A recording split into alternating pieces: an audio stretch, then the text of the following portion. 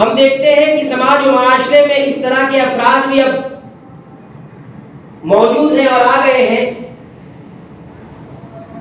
کہ جن کا نظریہ گمراہ کن نظریہ ہے، اور وہ اپنے گمراہ کن نظریے پر اپنے گمراہ کن عقائد اور زعم کو بڑی آسانی کے ساتھ لوگوں تک پہنچا رہے ہیں اور لوگوں کو فکری گمراہیوں میں مبتلا کر رہے ہیں۔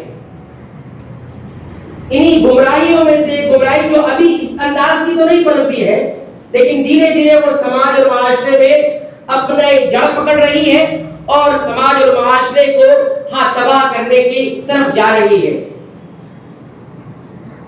اور بہت سارے لوگ اس میں مبتلا بھی ہو چکے ہیں، اور وہ بیماری پہلے بھی تھی اور آج تو بڑے عروج پر ہے۔ وہ فکری بیماری، وہ فکری گمراہی کیا ہے کہ بہت سارے لوگ اس بات کا غلط نظریہ پھیلا رہے ہیں، اس بات کو پھیلا رہے ہیں کہ ہمارے لیے صرف قرآن حکیم کافی ہے، قرآن حکیم کے علاوہ کوئی اور چیز نہیں ہے۔ اس انداز کی فکری گمراہیاں، اور آپ دیکھیں گے کہ وہ سنتوں کو بالائے طاق رکھ دیتے، نبی کریم صلی اللہ علیہ وسلم کی سنتوں کو وہ بالائے طاق رکھ دیتے ہیں، ان کے نزدیک کوئی اہمیت نہیں ہوتی۔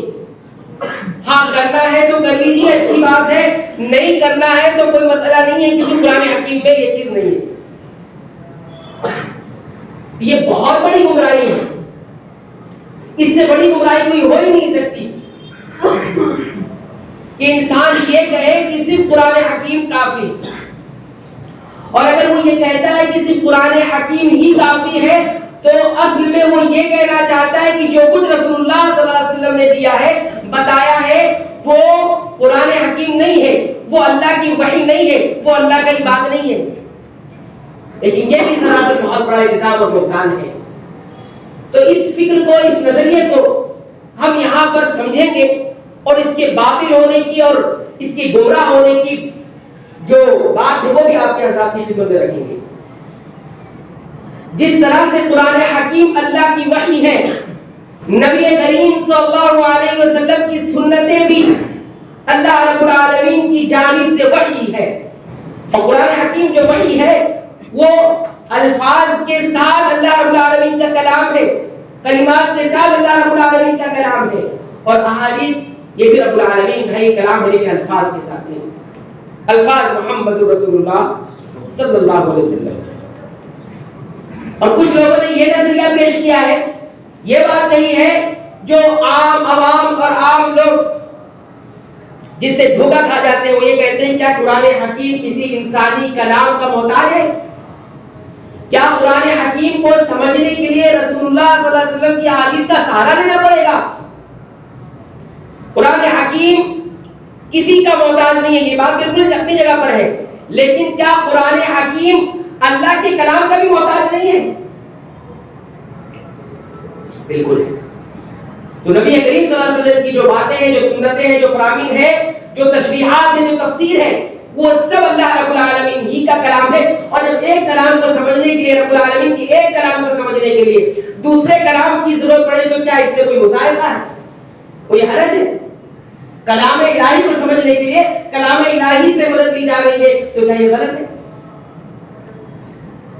تو بہت ساری بدعمالیاں ہماری زندگیوں میں، مسلمانوں کی زندگیوں میں، اور بہت ساری خرابیاں اور بہت ساری بے اعمالی صرف اس وجہ سے ہے کہ وہ قرآن حکیم کو ہی اپنا اسوہ اور آئیڈیل اور نمونہ مان رہے ہیں، قرآن حکیم کو ہی دلیل مان رہے ہیں، اور سنت رسول کی ان کے یہاں کوئی وقت نہیں ہے، کوئی اہمیت نہیں ہے۔ تو اس بات کو اچھی طرح سمجھ لیں، جہاں پر اللہ رب العالمین کی اطاعت واجب اور ضروری ہے، وہیں پر محمد رسول اللہ صلی اللہ علیہ وسلم کی اطاعت بھی واجب اور ضروری ہے۔ قرآن حکیم کے ساتھ ساتھ محمد رسول اللہ صلی اللہ علیہ وسلم کی اطاعت بھی واجب اور ضروری ہے، ان کے اقتداء بھی واجب اور ضروری ہے۔ جن آیات کے صراحت کے ساتھ یہ حکم معلوم ہو جاتا ہے کہ اللہ کے رسول کی اطاعت اور آپ کی بات ماننا یہ واجب اور ضروری ہے. آپ نے کسی چیز کو حلال قرار دیا ہے وہ بھی حلال تسلیم کیا جائے گا. آپ نے جس چیز کو حرام قرار دیا ہے وہ بھی حرام قرار دیا جائے گا. آپ نے جس چیز کو افضل بتایا ہے وہ بھی افضل تسلیم کیا جائے گا. آپ نے جس چیز کو مستحب قرار دیا ہے وہ بھی مستحب قرار دیا جائے گا. جیسے قرآن حکیم کہتا ہے. پہلی آیت کریمہ اللہ رب العالمین فرماتے ہیں سورہ محمد آیت نمبر 33 کے اندر یا ایھا الذین آمنو اے وہ لوگوں جو ایمان لائے ہو اطیعوا اللہ اللہ کی اطاعت کرو والرسول اور رسول کی اطاعت کرو. اللہ کی اطاعت کرو رسول کی اطاعت کرو ولا تبطلوا اعمالکم اور اپنے اعمال کو برباد نہ کرو. پتہ یہ چلا کہ اللہ کی اطاعت کیا گیا عمل برباد نہیں ہوگا. رسول اللہ صلی اللہ علیہ وسلم کی بتائے ہوئے طریقے پر کیا گیا عمل باطل نہیں ہوگا. اگر ان دونوں کی اطاعت کے بغیر کوئی عمل کیا گیا ہے وَلَا تُبْطِلُوا أَعْمَالَكُمْ تو وہ عمل برباد ہو جائے گا. بظاہر کتنا ہی اچھا معلوم ہوتا ہو, بظاہر کتنی محنت سے کیا گیا ہو, بظاہر کتنی جد و جہد اور محنت سے کیوں نہ کیا گیا ہو, وَلَا تُبْطِلُوا أَعْمَالَكُمْ شریعت کے اصول القاعدہ بتا دیا. کوئی عمل مستحق اجر کہلائے گا, وہی عمل اجر تک پہنچے گا جو عمل اللہ کی اطاعت میں رسول کی اطاعت میں کیا گیا ہوگا. اللہ کی ماننا یعنی قرآن حکیم ہے اور رسول کی ماننا یعنی سنت رسول اللہ صلی اللہ علیہ وسلم ہے. یہ سورہ النساء کی آیت نمبر 80 ہے. رب العالمین فرماتے ہیں جو رسول کی اطاعت کرتا ہے یاد رکھیں فقط اطاع اللہ, وہ اللہ کی اطاعت ہے. جو رسول کی بات مان لیتا ہے, رسول کے بتائے ہوئے طریقے کو ہی اپنا طریقہ سمجھتا ہے تو یاد رکھیے وہ اللہ ہی کا طریقہ ہے. یہاں بھی دیکھیے اللہ کے رسول کی اطاعت کو اللہ کی اطاعت قرار دیا گیا ہے. سورہ الحشر کی آیت نمبر 7 ہے. اللہ تعالیٰ فرماتے ہیں وَمَا آتَاكُمُ الرَّسُولُ لوگوں جو کچھ تمہیں رسول عطا کر دے دے دے, جو کچھ حکم دے دے فَخُذُوهُ اسے لے لو, اسے تسلیم کر لو, مان لو اور اسی پر جم جاؤ. وَمَا نَهَاكُمْ اور جس سے رسول تمہیں روک دے, جس سے منع کر دے فَانْتَهُوا تو رک جاؤ. معلوم یہ ہوا ایک حکم قرآن حکیم میں آتا ہے, ایک حکم حدیث رسول میں آتا ہے, سنت رسول اللہ میں آتا ہے. دونوں حکم کو ماننا پڑے گا, دونوں حکم کو تسلیم کرنا پڑے گا. یہ نہیں کہا جائے گا کہ یہ قرآن حکیم میں نہیں ہے اور یہ رسول حدیث سے ثابت ہے ہم نہیں مانیں گے. یہ قرآن حکیم میں کہاں موجود ہے, یہ قرآن حکیم میں تو موجود نہیں ہے, ہم اسے کیسے تسلیم کر لیں. کیا حدیث رسول میں موجود ہے تو کیا اسے نہیں مانا جائے گا؟ بالکل مانا جائے گا. شرط یہ ہے کہ وہ حدیث ثابت ہو جائے صحیح سندوں کے ساتھ. اب آئیے وہ آیت دیکھیں جس میں اللہ کے رسول کی اطاعت کو ایمان قرار دیا گیا ہے. اللہ کے رسول صلی اللہ علیہ وسلم کی اطاعت کو, آپ کی بات ماننے اور تسلیم کرنے کو, اس پر عمل کرنے کو ایمان قرار دیا. فرمایا سورہ الاحزاب آیت نمبر 36 کے اندر وَمَا كَانَ لِمُؤْمِنٍ کسی بھی ایک مومن کے لیے وَلَا مُؤْمِنَةٍ کسی مومنہ عورت کے لیے جائز اور درست ہے ہی نہیں اِذَا قَضَى اللَّهُ وَرَسُولُهُ جب اللہ فیصلہ کر دے اور اس کے رسول فیصلہ کر دے أَمْرًا أَن يَكُونَ لَهُمُ الْخِيَرَةُ مِنْ أَمْرِهِمْ کہ وہ اختیار حاصل کر لے کہ اللہ کا فیصلہ اور رسول کا فیصلہ آ چکا ہے, مجھے اختیار ہے. کیا اختیار ہے؟ میں لوں چاہے نہ لوں. کسی مومن کے لیے وَمَا كَانَ لِمُؤْمِنٍ وَلَا مُؤْمِنَةٍ إِذَا قَضَى اللَّهُ وَرَسُولُهُ أَمْرًا أَن يَكُونَ لَهُمُ الْخِيَرَةُ مِنْ أَمْرِهِمْ وَمَن يَعْصِ اللَّهَ وَرَسُولَهُ اور جو اللہ کی معصیت کرے گا, اللہ کی بات نہیں مانے گا, وَرَسُولَهُ اور اس کے رسول کی بات نہیں مانے گا. بھئی اللہ کی اطاعت کے بعد رسول کی نافرمانی کا ذکر کیوں کیا گیا ہے؟ کہ کچھ باتیں اللہ کی قرآن حکیم سے ثابت ہوں گی اور کچھ باتیں رسول اللہ صلی اللہ علیہ وسلم کی سنتوں سے ثابت ہوں گی. فرمایا جو اللہ کی نافرمانی کرے گا, اس کے رسول کی نافرمانی کرے گا فقد ضل ضلالا بعیدا ایسا انسان بہت دور کی گمراہی میں چلا گیا ہے, بہت دور کی گمراہی میں چلا گیا ہے. اور کہیں بھی ہماری زندگیوں میں قرآن حکیم کے بعد سنتوں کی تخفیف ہوئی, سنتوں کو ہم نے ہلکا سمجھا اور اس میں اپنی انا کا مسئلہ بنایا, اس میں ہم نے اپنی نفس کو سامنے رکھا, اپنی خواہش کو سامنے رکھا.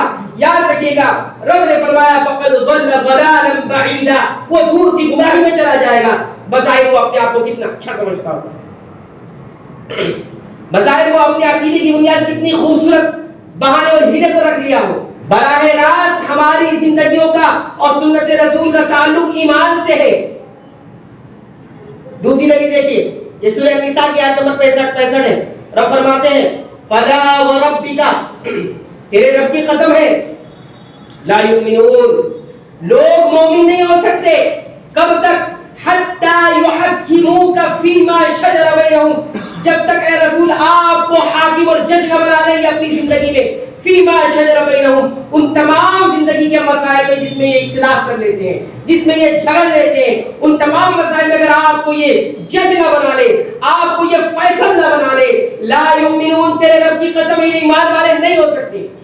ثم لا یجدوا فی انفسہم حرجا، اور جب آپ فیصلہ کر دیں، جب آپ اپنے فرمان سے فیصلہ کر دیں اور فیصلہ کرنے کے بعد اپنے دل میں اگر یہ کوئی حرج محسوس کرنے لگے، کوئی حرج بھی محسوس کرے گا تو ایمان والا نہیں رہے گا۔ وہ ایک تو فیصل بنانا ہے، جج بنانا ہے رسول اکرم صلی اللہ علیہ وسلم کو، تب ایمان مکمل۔ اور فیصل بنانے کے بعد جب حکم آ گیا، جب آپ نے حکم دے دیا، کوئی کسی مسئلے میں آپ نے فیصلہ کر دیا اور فیصلہ سن لینے کے بعد کوئی اپنے دل میں تنگی محسوس کرتا ہے، کوئی اپنے دل میں تنگی محسوس کرتا ہے، حرج محسوس کرتا ہے، لا یؤمنون، مومن نہیں ہوگا۔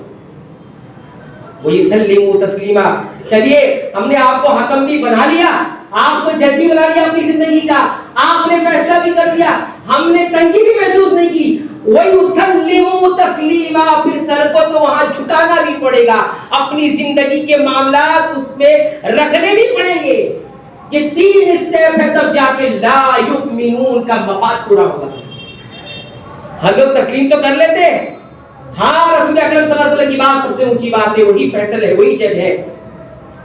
لوگ یہ بھی تسلیم کر لیتے ہیں کہ فیصلہ کر دیں گے تو ہم دل میں کوئی تنگی بھی محسوس نہیں کریں گے، اتنے سے کام بننے والا نہیں ہے۔ فرمایا وَيُسَلِّمُوا تَسْلِیمًا، ارے زندگی کے فیصلے جب تم نے مان لیے رسول اکرم صلی اللہ علیہ وسلم کے، تو تمہاری عملی زندگی میں آئے کیوں نہیں؟ تمہارے عقائد میں دکھائی کیوں نہیں دیتے؟ تمہارے نظریات میں دکھائی کیوں نہیں دیتے؟ اور تمہارے چہرے پر دکھائی کیوں نہیں دیتا؟ تمہارے معاملات میں دکھائی کیوں نہیں دیتا؟ تمہارے معاملات میں کیوں نہیں دکھائی دیتا؟ تمہاری شادی بیاہ میں کیوں نہیں دکھائی دیتا؟ تمہارے نکاح میں کیوں نہیں دکھائی دیتا؟ تمہارے کاروبار میں کیوں نہیں دکھائی دیتا؟ وَيُسَلِّمُوا تَسْلِیمًا، یہ ذات ہے محمد الرسول اللہ صلی اللہ علیہ وسلم کی ذات۔ یہاں بھی ایمان کا ذکر آیا 3 باتوں کے اندر۔ حاکم بھی رسول اللہ صلی اللہ علیہ وسلم کو بنانا ہے، فیصلہ کرنے والا۔ دوسرا، فیصلہ کرنے کے بعد جو فیصلہ آ گیا دل میں کسی بھی اعتبار سے تنگی محسوس نہیں کرنا۔ تیسرا یہ کہ اس پر عمل کرنا ہے، کوئی سننے کے بعد عمل نہیں کرتا، وہ سنت رسول کی تکفیر کرتا ہے۔ رب فرماتے ہیں سورہ نور آیت نمبر 51 کے اندر، انما کان قول المؤمنین، مومنوں کی زبان سے جو بات ادا ہوتی وہ کیا ہے؟ اذا دعوا الى اللہ ورسولہ، جب انہیں بلایا جاتا ہے اللہ کی طرف، جب انہیں بلایا جاتا ہے اس کے رسول کی طرف، اللہ کی طرف بلایا جاتا ہے، رسول کی طرف بلایا جاتا ہے، ان کی زبان سے کیا نکلتا ہے؟ لِيَحْكُمَ بَيْنَهُمْ، کہ آؤ ان کے درمیان فیصلہ کر لے، آؤ اپنے درمیان اللہ کا فیصلہ اور رسول کا فیصلہ کر لو۔ تو ان کی زبان سے ادا ہوتا ہے أَن يَقُولُوا سَمِعْنَا وَأَطَعْنَا، ہم نے سن بھی لیا ہے اور ہم نے مان بھی لیا ہے، ہم نے اطاعت بھی کی ہے، یعنی ہم نے سنا بھی ہے اور اطاعت بھی کری ہے، اطاعت بھی کریں گے، عملی زندگی میں لے کر بھی آئیں گے۔ آگے فرمایا اولئک هم المفلحون، اور یہی تو فلاح پانے والے ہیں۔ ارے فلاح اطاعت اللہ میں، اطاعت رسول میں ہے۔ دنیا ہاں فلاح کہاں تلاش رہی ہے؟ فلاح امام کی پیروی میں ہماری فلاح ہے، فلاح پیر کی ہاں پیروی میں ہماری اصلاح ہے، ایسا ہرگز نہیں ہے۔ یہ کتاب و سنت کے خلاف عقیدہ ہے۔ اولئک هم المفلحون، کوئی یہ دعویٰ کر سکتا ہے،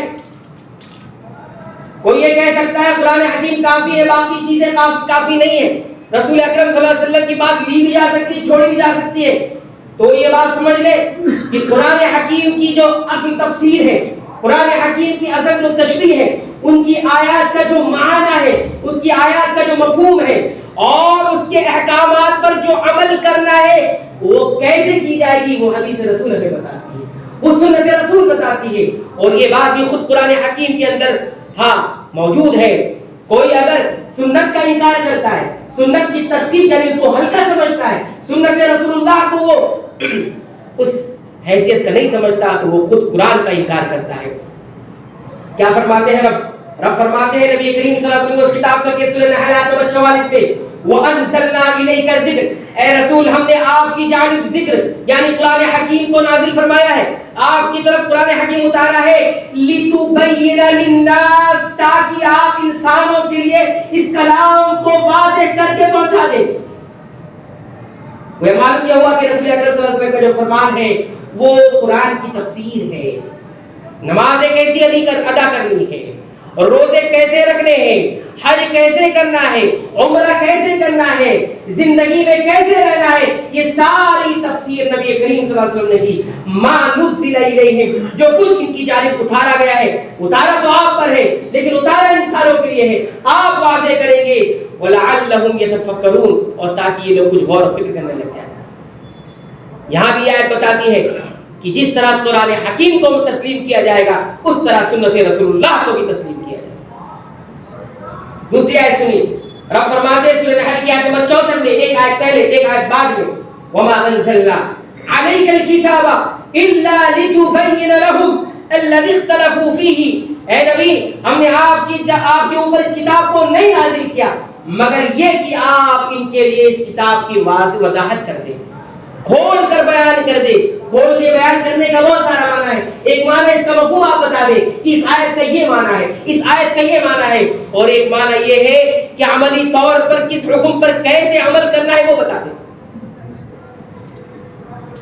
اس حکم پر کیسے عمل کرنا ہے وہ بتا دیں۔ تیسری آیت کریمہ سنیے، سورہ آل عمران کی آیت نمبر 164، رب فرماتے ہیں اللہ کا بہت بڑا احسان ہے مومنوں پر، لقد من اللہ علی المؤمنین، مومنوں پر اللہ کا بہت بڑا احسان ہے، اذ بعث فیہم رسولا، کہ مومنوں کے درمیان اللہ نے ایک رسول بھیجا ہے، من انفسہم، وہ رسول انہی میں سے ہے۔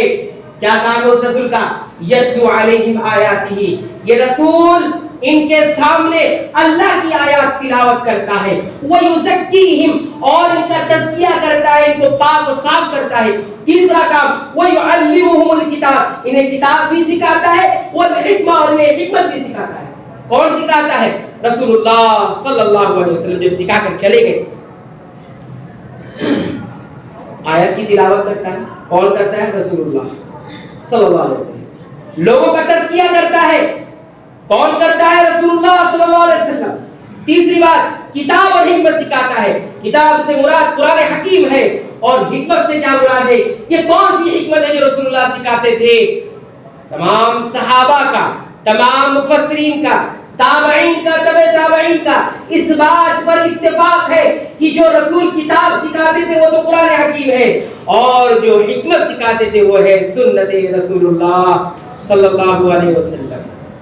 اب آج کا کوئی ماڈرن اسکالر آ کے آپ کو بتائے کہ حکمت سے یہ مراد ہے، حکمت سے وہ مراد ہے، یاد رکھیے ہم قرآن حکیم کو احادیث رسول کے ترازو میں سمجھتے ہیں، اور سنت رسول کو منہج صحابہ اور فہم صحابہ کے ترازو میں سمجھتے ہیں۔ یہ تینوں چیز ہماری زندگیوں میں ہے۔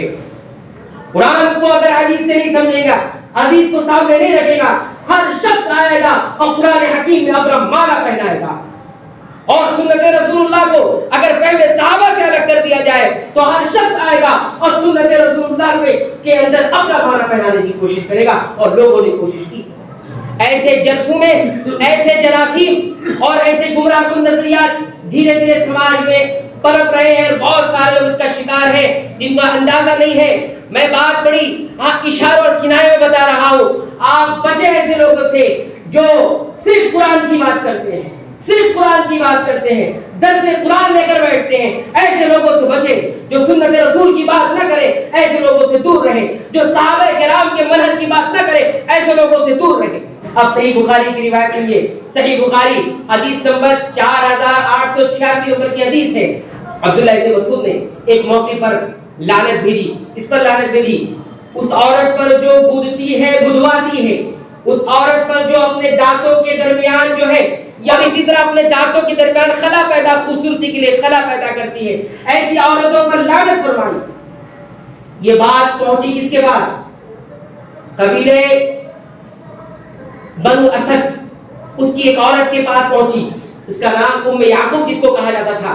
بات جب وہاں پہنچی تو وہ پہنچی عبداللہ ابن مسعود کے پاس اور کہنے لگی ہے عبداللہ ابن مسعود آپ نے فلاں فلاں عورت پر لعنت فرمائی ہے جو گدتی ہے گدواتی ہے یا اس طرح سے جو زینت کے لیے خوبصورتی کے لیے اپنے دانتوں کے درمیان جو ہے وہ خلا پیدا کرواتی ہے، گیپ پیدا کرواتی ہے، ایسی سی عورتوں پر آپ نے لعنت فرمائی. عبداللہ ابن مسعود جلیل القدر صحابی ہے، آج کا بڑے سے بڑا اسلامک اسکالر، آج کا بڑے سے بڑا بڑا سے بڑا عالم، ان کی پیر کی دھول تک نہیں پہنچ سکتا، ان کے علم کا ایک گرد بھی نہیں پا سکتا. کہتے ہیں میں کیوں نہ لعنت کروں ایسی عورتوں پر جس پر رسول اللہ صلی اللہ علیہ وسلم نے لعنت فرمائی. میں کیوں نہ لعنت کروں ایسی عورتوں پر جسے قرآن حکیم میں لعنت ملامت اور جس کو اللہ کی رحمت سے دور قرار دیا گیا ہو، میں کیوں نہ ایسی لوگوں کی جو ہے لعنت ملامت کروں. کہنے لگی میں نے تو قرآن حکیم پڑھا ہے، میں نے تو قرآن حکیم پڑھا ہے، قرآن حکیم میں تو ایسی عورتوں کے اوپر لعنت تو نہیں کی گئی ہے. کہا کہ یہ دو دفتیوں کے درمیان جو قرآن حکیم میرے پاس موجود ہے میں نے اس کو پڑھا ہے، اس میں کہیں موجود نہیں ہے کہ ایسی سی اللہ نے لعنت کی ہو. حضرت عبداللہ ابن مسعود کا جواب سنیے. یہ جواب صحابی رسول جلیل القدر صحابی حضرت عبداللہ ابن مسعود رضی اللہ تعالی عنہ کا جواب ہے. فرماتے ہیں تم نے قرآن نہیں پڑھا؟ سورہ الحشر کی آیت نمبر 7 اٹھائیے اور رب نے فرمایا وَمَا آتَاكُمُ الرَّسُولُ، جو کچھ رسول تمہیں حکم دے دے فَخُذُوهُ، اسے لے لینا ہے، اسے مان لینا ہے، اسے کرنا ہے. وَمَا نَهَاكُمْ عَنْهُ فَانْتَهُوا، اور رسول جو تمہیں جس چیز سے روک دے منع کر دے اس سے دور رہنا ہے، اس کو تسلیم نہیں کرنا ہے، اسے چھوڑ دینا ہے. اس آیت کریمہ کو نہیں پڑھا؟ ہاں پڑھا ہے. تو کہا جب یہ پڑھا ہے تو یہ رسول اللہ نے لعنت کی ہے تو یہ بھی اسی قرآن کا حکم ہے، یہ بھی اسی قرآن کا حکم ہے، یہ بھی اسی قرآن کے اندر شامل ہے. وما آتاكم الرسول فخذوه وما نهاكم عنه فانتهوا. اپنی منمانی تشریح، اپنی منمانی تفسیر، گویا قرآن حکیم بازیچے یا فال ہو گیا، ایک بچے کا کھلونا ہو گیا، جو آیا وہ کھیل کر چلا جاتا ہے. میرے بھائیوں بہت سارے لوگ اس خوش فہمی میں نہ رہے، اس خوش فہمی میں بالکل نہ رہے یہ قرآن حکیم کے مطابق ہم چل رہے ہیں، قرآن حکیم کے مطابق نہیں چل رہے. حضرت حذیفہ ابن الیمان بڑے جلیل القدر صحابی ہیں، ان کی بات سنیے. فرماتے ہیں کہ لوگ اللہ کے رسول صلی اللہ علیہ وسلم کے پاس آتے اور بھلائیوں کا نیکیوں کا سوال کرتے، اور میں جو تھا کون سا سوال کرتا تھا؟ میں شر کے بارے میں سوال کرتا تھا، میں فتنوں کے بارے میں سوال کرتا تھا، میں برائیوں کے بارے میں سوال کرتا تھا. مجھے برائی معلوم ہو جائے، کہیں ایسا نہ ہو کہ برائی مجھے معلوم ہی نہ پڑے اور میرے اندر آ جائے تو اس میں مبتلا ہو جائے. اچھی اچھی بات کرو، یہ بات کرو اختلاف پیدا ہوگا، یہ مت بولو اختلاف پیدا ہوگا. میرے بھائی برائی نیکی کرنے سے پہلے شر سے برائی سے بچنا ضروری ہے، مقدم ہے وہ.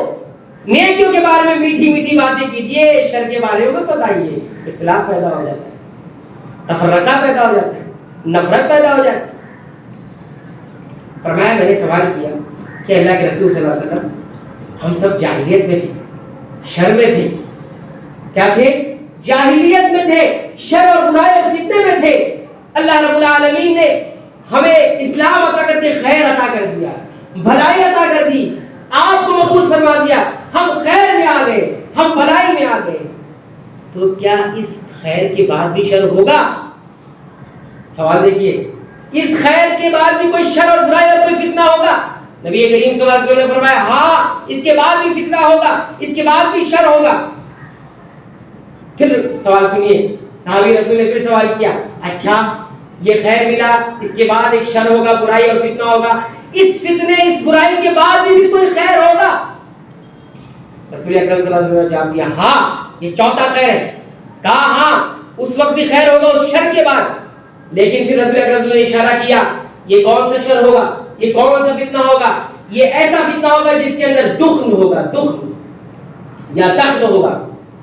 صحابی رسول نے پوچھا اللہ کے رسول صلی اللہ علیہ وسلم یہ دخن کیا چیز ہے، یہ دخن کیا چیز ہے جس کی طرف آپ یہ کہہ رہے ہیں کہ خیر ہوگا لیکن اس کی طرف دخن ہوگا، اچھائی ہوگی لیکن اس کی طرف دخن ہوگا؟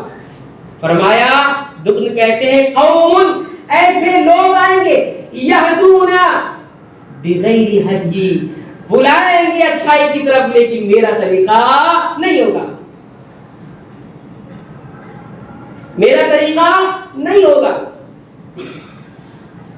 یعنی ایسے لوگ ہوں گے جو آپ کو دین کے نام پر، شریعت کے نام پر، کتاب و سنت کے نام پر گمراہ کریں گے۔ رسول اکرم صلی اللہ علیہ وسلم کی پیش ایسے لوگ ہیں۔ پھر آگے فرمایا کہ اس میں کچھ چیزیں تم اچھی بھی دیکھو گے ان کے پاس، ہاں ان میں کچھ اچھی چیزیں ہوگی، شریعت کے موافق بھی ہوگی، ایسا نہیں کہ خیر ہے تو خیر ہے، تو اس میں کچھ اچھائیاں بھی ہوگی، ان اچھائیوں سے دھوکہ نہیں کھانا، اس میں منکرات بھی ہوگی، اس میں برائیاں بھی ہوگی، فتنے بھی ہوگی۔ آج دیکھیے مسلمان جس کے پاس چاہتا ہے، جس سے چاہتا ہے دین سیکھنا شروع، سوشل میڈیا کا زمانہ ہے، یوٹیوب، فیس بک، واٹس ایپ کا زمانہ ہے، جو آتا ہے وہ سن رہا ہے،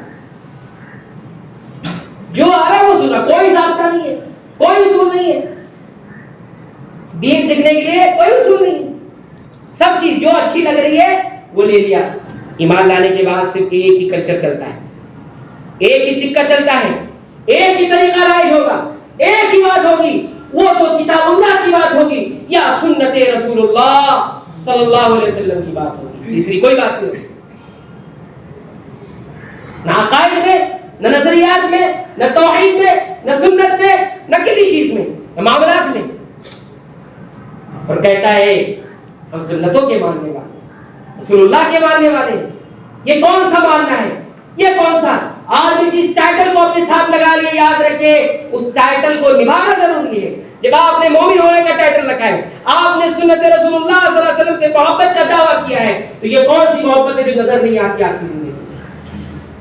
یہ کون سی محبت ہے جو نظر نہیں آتی؟ یہ کون سی سنت رسول کی آپ نے جو ہے پاسداری رکھی ہے؟ اس کے بعد فرمایا، پھر سوال کیا حضرت حذیفہ بن یمان رضی اللہ تعالی عنہ نے کہ بتائیے اس خیر کے بعد جو چوتھے نمبر پر خیر ہے، اس خیر اور بھلائی کے بعد پھر کوئی شر ہوگا؟ ابھی سوال ختم نہیں ہوا ہے، کیسے آپ سوچئے کس آخری حد تک اس شر کو سمجھنا چاہتے ہیں جس شر سے میں بچ جاؤں؟ کہتے ہیں اس کے بعد بھی شر ہوگا۔ پہلے ہم جاہلیت میں تھے، شر میں تھے، رب نے خیر اور اسلام عطا فرما دیا، اس خیر کے بعد بھی شر ہوگا، لیکن اتنا معمولی قسم کا ہوگا۔ اس کے بعد خیر ہوگا، جس خیر کے اندر برائی اور شر دونوں ہوگا، اس کے بعد بھی شر ہوگا۔ فرمایا یہ شر کون سا ہوگا؟ فرمایا دعاتن، ایسے داعی ہوں گے، ایسے بلانے والے ہوں گے جو انسانوں کو الی ابواب جہنم، جہنم کے دروازے پر بلا رہے ہوں گے۔ یعنی ایسی دعوت ان کی ہوگی جو انسان کو جہنم تک پہنچا رہی ہوگی، اور جو ان کی بات مانے گا، جو ان کو فالو کرنا شروع کرے گا، قذفوا فیہا، وہ سب کو اسی جہنم میں ڈال دیں گے۔ مسجد میں آ کر یہ مولوی کی بات اچھی نہیں لگتی ہے، مسجد میں آ کر مولوی کی بات سننا اچھا نہیں لگتا ہے، باہر بیٹھ کر اور گدے اور صوفے پر بیٹھ کر، اے سی روم میں بیٹھ کر اس یوٹیوب سے اور سوشل میڈیا سے نہ جانے کیسے کیسے لوگوں کو سننے کی بات بڑی اچھی لگتی ہے۔ یہ ایمان کی کمزوری ہے میرے بھائی، جب اللہ کا کلام تمہیں اچھا نہ لگنے لگے، جب سنت رسول اللہ کی بات تمہیں اچھی نہ لگنے لگے، یاد رکھیے ایمان نہیں ہے، یاد رکھیے ایمان نہیں ہے۔ ایسے دعات بہت پیدا ہو گئے، ایسے داعی بہت پیدا ہو گئے، اپنی چند زبانی سے، اپنی منطقی باتوں سے ہاں لوگوں کے ذہن و دماغ کو جو ہے خراب کر دیں۔ یاد رکھیے آپ کی فلاح، آپ کی کامیابی وہی ہے جو کامیابی کا نسخہ رسول اللہ صلی اللہ علیہ وسلم نے صحابہ کرام کو دے کر گئے تھے۔ صحابہ کرام سے باہر کہیں کامیابی کا نسخہ نہیں۔ یہ باتیں میں اس لیے کہہ رہا ہوں تاکہ میں آپ پر بھی اپنی حجت تمام کر دوں۔ زندگی کا کوئی بھروسہ نہیں ہے، یہاں ہے کل کہاں ہوں گے نہیں معلوم، آج زندہ ہے کل زندہ نہیں ہوں گے۔ رب اس سے پوچھے گا آپ نے میرے رسول کی سنتوں کا کتنا دفاع کیا تھا؟ تو میں اسی حجت تمام کرنے کے لیے باتیں کہہ رہا ہوں۔ یہ بات ہم پر واجب و ضروری ہوتی ہے کہ یہ جو جرثومے، یہ جو فکری گمراہیاں ہیں، خود بھی بچیں اور جو ہے اپنے بچوں کو بھی بچائیں۔ یہ بچے کہاں سے دین سیکھ رہے ہیں؟ ان بچوں کے پاس علم کہاں سے آ رہا ہے؟ ان نوجوانوں کے پاس کیا چیز ہے؟ یہ گمراہی کی طرف کیوں جا رہے ہیں؟ یہ بدعملی کی طرف کیوں جا رہے ہیں؟ بے عملی ان کی زندگی میں کیوں ہے؟ یاد رکھیے بہت ساری وجوہات ہو سکتی ہے، ایک وجہ یہ بھی ہے کہ فکری گمراہیاں بڑھ رہی ہیں، فکری گمراہیاں بڑھ رہی ہیں۔ لوگ اپنے حساب سے قرآن اور حدیث کو سمجھانے کی کوشش کر رہے ہیں، قرآن کو سمجھا جائے گا تو محمد رسول اللہ صلی اللہ علیہ وسلم کی سنت کی روشنی میں سمجھا جائے گا، اور سنت رسول اللہ صلی اللہ علیہ وسلم کو سمجھا جائے گا تو صحابہ کرام کے منہج اور فہم اور فراست اور ان کی سمجھ کے مطابق سمجھا جائے گا۔ ان تینوں چیزوں کے علاوہ کوئی اور چیز نہیں ہے، اور ان تین چیزوں کے علاوہ کوئی اور چیز اگر انسان تلاش کرنے کی کوشش کرے گا، یاد رکھیے فقد ضل ضلالا بعیدا، قرآن حکیم کا فیصلہ ہے بہت دور کی گمراہی میں جائے گا، اور اتنی دور کی گمراہی کہ واپسی کا راستہ مشکل ہو جائے گا۔ یاد رکھیے بدعت کرنے والے سنت کو چھوڑنے والے وہ ایسے گمراہی کہ کبھی واپس نہیں آ سکتے۔ جس چیز کو انہوں نے سنتی سمجھ لیا ہو وہ کیسے واپس آ سکتے ہیں؟ جس شرک کو جنہوں نے توحیدی سمجھ لیا وہ کیسے واپس آ سکتے ہیں؟ جس معصیت کو انہوں نے نیکی ہی سمجھ لیا وہ کیسے واپس آ سکتے ہیں؟